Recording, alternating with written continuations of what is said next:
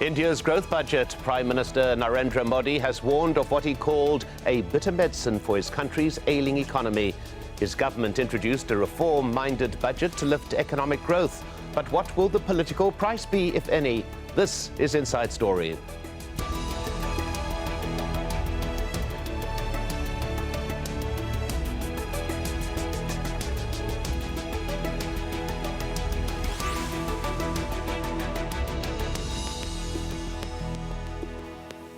Hello and welcome to the program. I'm Mike Hanna. India's newly elected government has unveiled what it calls its budget for growth. This means lifting some caps on foreign investment, tightening how much money people can borrow, and a new tax on goods and services. The budget is the first key test for Narendra Modi and his government, and the new finance minister, Arun Jaitley, says they will do whatever it takes to create a strong economy for India. As Finance Minister, I am bound to usher in a policy regime that will result in a desired macroeconomic outcome of higher growth, lower inflation, sustained level of external balance, and prudent policy stance. We shall leave no stone unturned in creating a vibrant and strong India. The prevailing economic situation presents a great challenge. And this is what some people in the street had to say about the budget. We hope that this budget brings a lot of hope for the common man, and it really works out better in a way that we get rebate in our income tax, the price of mobile and all other electronic goods, laptop, which is again essential in educational facilities, they should come down. It's not about only Modi government, it's for any government we choose for ourselves. As a middle class person, I would rather suggest or say कि जितना कम हो सके, जितना effective हो सके, and that will suit our pocket. Modi ji को हमने We had voted for Narendra Modi. He had spoken about good days. We hope that the budget this time is such that those good days will actually come, so that there aren't many problems in making a family budget. People have accepted the Modi government this time around and helped BJP to win. We just hope that everyone who has concerns about inflation gets some relief.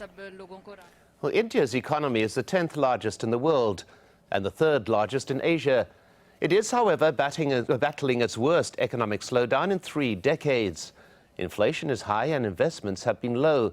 India imports more than it exports, and it has been unable to create jobs for about the 10 million people who enter the workforce every year. Well, with us now to join the discussion, from New Delhi, we are joined by Deepak Navyar. He's a former chief economic advisor to the government of India. In Singapore, Surav Roy. He's an Asian affairs analyst and columnist with the Huffington Post.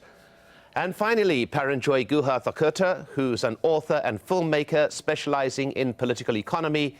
He joins us via Skype from New Delhi. Welcome to you all. Let's begin with Deepak Navyar. Any real surprises in this budget, do you believe? No, I do not see any surprises that are significant. It seems to me more of the same.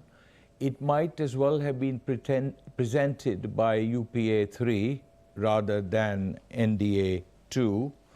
I recognize that the government has had barely 6 weeks in office. It also inherited a difficult economic legacy. Even so, the budget is its first statement on economic policies. And may I say that while it sets out its objectives with clarity, that it wishes to revive growth, to reduce inflation, and that it hopes to do so through a process of fiscal consolidation, combined with long-term correctives, the budget is somewhat long on words and short on substance. If we think of the fiscal situation, I would not be as concerned as the government is about the arithmetic of the fiscal deficit.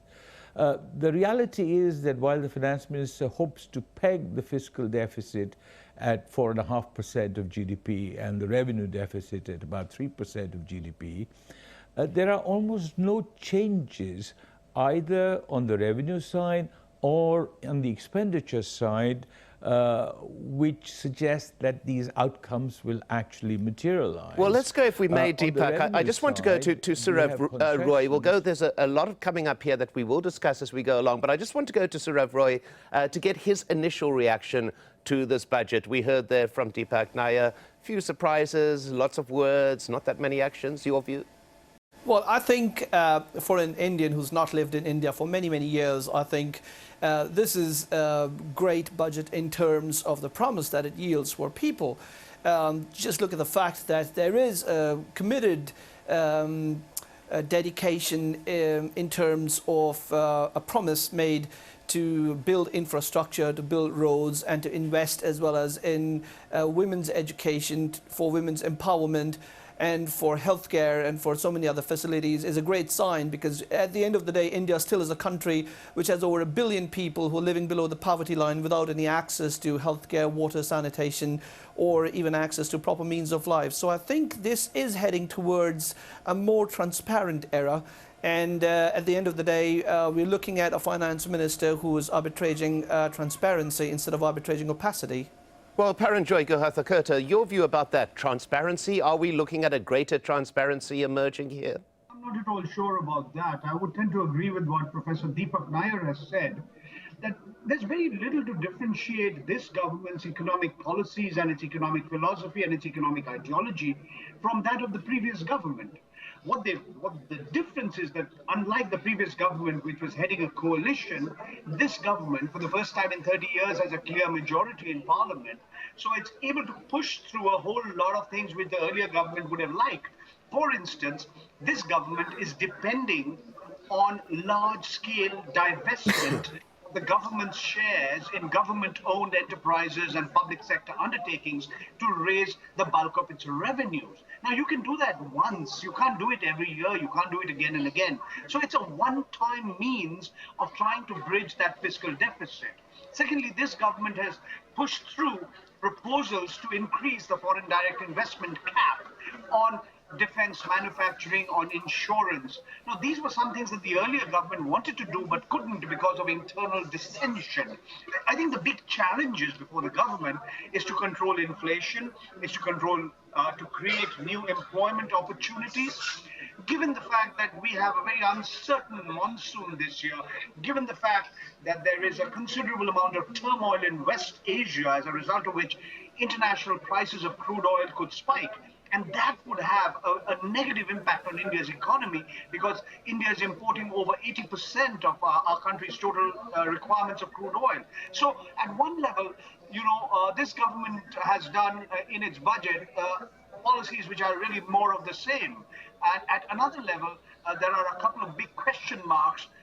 If international prices of crude oil spike, if the monsoon is worse than what is anticipated, then the entire budget arithmetic could go completely awry. Well, we are going to get back to those external factors that you are bringing up there, but I want to go to Prof. Nair with something else that you brought up there.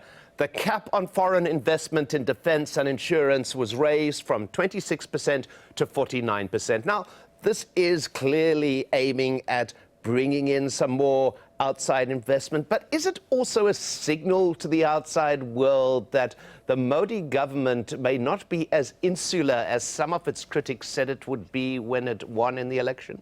That is correct. If we are searching for new directions in this budget between the lines, there are two that I sense. First, that there might be a greater degree of openness to foreign direct investment and raising limits to 49% in the insurance sector, which has been a contentious issue in the past, and raising the same limit to 45% in the defense sector are in fact steps that are a break from the past. The other new direction that I sense is recognizing the importance of infrastructure. But we must also see the reality that if we want to build infrastructure, it will have to be financed either directly by the government or by innovative modes of financing through the domestic capital market. Now, this is what I said. There are good intentions, but I don't see a roadmap on how we are going to get there. If we are going to have a high-speed rail network, surely it's going to need more than the 100 crores that was set aside in the railway budget. I think that if we look at the budget more closely, the desire of the Modi government to create jobs, to create employment, finds a very limited solution in two things that have been done. First, there is a provision for the agricultural sector through the National Agricultural Bank for Agriculture and Rural Development, which is going to provide 50 billion rupees for long-term investment and 50 billion rupees for warehousing. There's similarly a provision of 10,000 crores for startups in terms of venture capital. But it seems to me that this is not going to suffice. Even if growth revives, and that is a heroic assumption, we know from past experience that it has been jobless growth, that employment creation in the past 8 years has been close to negligible. And therefore, if a revival of growth is going to be associated with employment creation, then it has to be through the use of industrial policy, through a promotion of small and medium enterprises that actually create jobs. And I do not see anything in the budget speech in terms of concrete steps that is going to move the government in this direction. Well, let's go to Saurav Roy, if I may, Deepak, on that particular point, because I think that's a point that we should discuss a little bit further. First of all, the principle that is being outlined there, that growth does not necessarily correlate to creating more jobs. And the point being made there is that there is not the cement put into this budget to actually create the millions of new jobs that are needed each year as new people enter the job market. Your view on that, Saurav Roy? Well, job creation is an onerous task. It is not easy for anybody, whether it's the Modi government or any other government. And, you know, if you look at the entire scenario, then yes, of course, the woulda, coulda, shoulda, exists and would have existed for anybody as well. But when we look at the budget closely, as Professor Nair was just saying that he cannot find strains or grains of job creation in it, I would imagine when you look towards an economy which is opening up, when you're looking towards an economy which is showing an intent of foreign direct investments, which is also showing an intent of collaborating and figuring out ways of making things more sustainable. For instance, the announcement on smart cities, the announcement on foreign direct investments, it would have a ripple effect sooner or later. It is not going to happen overnight, but sooner or later it will show an impact. And at the end of the day, the youth, the younger generation of the country, which is looking for jobs, would find out a way and would find out an anchor within the whole budget. Well, Paranjoy Thakurta, what we've also seen as well is what does feature in many budgets, of course, the dark cloud of a general sales tax being introduced. The perennial of government searching for money, a tax on cigarettes, an increased tax on cigarettes. These are aspects that directly hit the people on the ground, those hundreds of millions of people who actually voted this government into power. Do you agree? These taxes on these sinful products, whether it be cigarettes or aerated soft drinks, that's every finance minister's favorite whipping boy. That's always the way you raise taxes. But the bulk of the additional revenue that's coming from this budget is not going to come from either, indirect taxes or from taxes on these cigarettes. It's going to come from divestment of the government shares. Even the subsidy bill has been hardly, if you take the total subsidy bill on food, fertilizers and fuel, in real terms, if you factor in inflation, it's not gone up. You see, as some of the speakers before me have said, if you look at the Indian economy in the last 10 years, there were 4 years the country grew at over 9%. India's GDP grew at over 9%. But the rate of growth of job creation was negligible. It was barely 2.2%. So the point is, the kind of growth you had. It's all very fine to talk about inclusive growth, but the fact is we haven't had inclusive growth.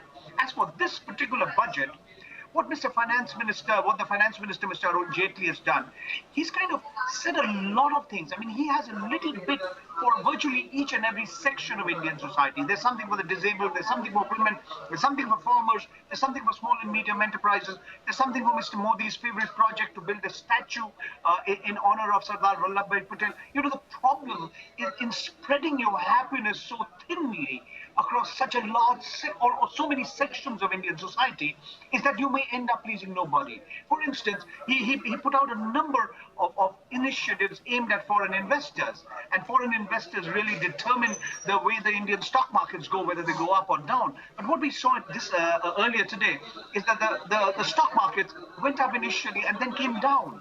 So at the end of the day, you know, Mr. Jaitley may end up pleasing nobody in trying to please everybody. You know, that's a real and present danger. Well, Surav Roy, let's get specific about this. Growth this year is 4.7%. As was being mentioned there, this is compared to 8.4% in 2010-11. In other words, growth has halved over the past couple of years. Now, the finance minister is saying that he's aiming this year at getting growth in GDP between 5.4 to 5.9. And he says he aims to achieve within 3 to 4 years growth of 7 to 8%. Is there anything in this budget that actually indicates that he can do this? I think it's too premature to comment on that, if there's anything in the budget that can push you towards a number that pushes it between 7 to 8%. And let me also remind you, economies like India have been flashing GDP numbers and have been acting as GDP junkies for quite a time. But it's not just about the numbers that would, at the end of the day, tell you about the total health of the country. I think it's the sustainable development, it is the sustainable growth that is inclusive of everything that happens, not just in the cities, but also in the countryside of India, where primarily a huge part of India still resides. That has to be factored into this thing. Now, when you talk about growth, when you talk about job creation, when you talk about sustainable development, it is quite easy to forget that a huge chunk of India still does not reside in the cities, and that's where I think that the major impetus of the budget has to finally trickle down to. If they're able to do that, I think then you would have holistic growth. Well, Deepak Nair, I saw that you also had a comment, obviously, on this issue of whether the government can produce this type of growth. Can I come back on this question, Mike? You know, there is no magic wand that can produce higher rates of growth. Something has to happen in the economy. If interest rates are at the high levels they are at, investment is going to be very difficult to revive. And in the past 5 years, investment as a proportion of GDP has dropped by 5 percentage points. We see nothing about lowering interest rates. Second, we need to recognize that if there is nothing in terms of industrial policy or trade policy that revives domestic demand for domestically manufactured goods, please note that the manufacturing sector in India, output has been nearly stagnant for 3 years. So there has to be a revival of investment on the supply side and a revival of demand, which will come from industrial policy, which will come from trade policy. Now, in the medium term, if we were to invest in infrastructure, it will support this process of reviving growth. But without addressing the problem of interest rates, industrial policy and infrastructure, this is not going to happen. And I want to point out that what we are discussing relates also to the question of employment. The only way we are going to be able to create employment, create jobs is if we can increase manufacturing output, revive growth in the manufacturing sector. What has happened in the past 5 years is that the services sector has been the only source of employment creation at low skill levels, at low income levels. We need to address employment in manufacturing, and that will come in small and medium enterprises, just as we need to address employment in the rural sector, which may not necessarily be in agriculture. It could be non-agricultural rural employment, and investment in rural infrastructure, rural roads, rural warehousing, rural electrification. All of this will create the possibilities of jobs. Well, touching on this issue, if I may, Prof. Have to wait. Touching on this issue of the budget does not set them out. Touching on this issue of the rural sector, and I want to go to Surav Roy with this particular thing. It's something that Paranjoy brought up right at the beginning. External factors, the factors over which no government has any control. The monsoon rains, absolutely critical to spur domestic farm growth, which is a very important player within this economy. The external price of oil, which was mentioned as well. Is the government in a position to take into account the variables that it will face in coming months, variables on which it is basing its projections? Your view? Look, when you talk about external factors like monsoon rains, climatic changes, and price of oil, this is a tragedy of the commons. This is happening not just to India, this is happening to many countries in Asia around, and this is impacting their growth and their development.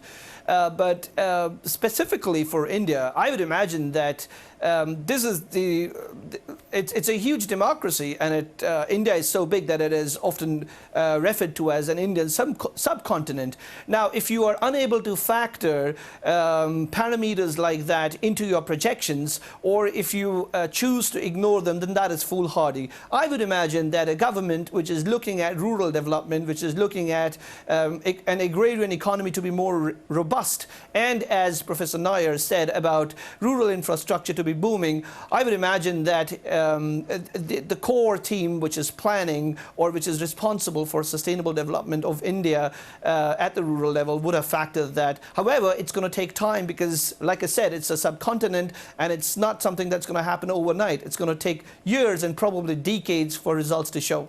Paranjoy Guha-Thakurta, very quickly. Yes, you wanted to say something? You know, this whole issue of foreign direct investment, to expect that foreign direct investors would really spur some sort of economic revival is clearly unrealistic.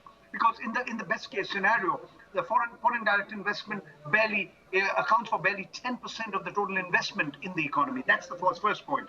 I think over and above reviving growth and creating jobs, I think the biggest challenge before the government is to control inflation in general and food inflation in particular.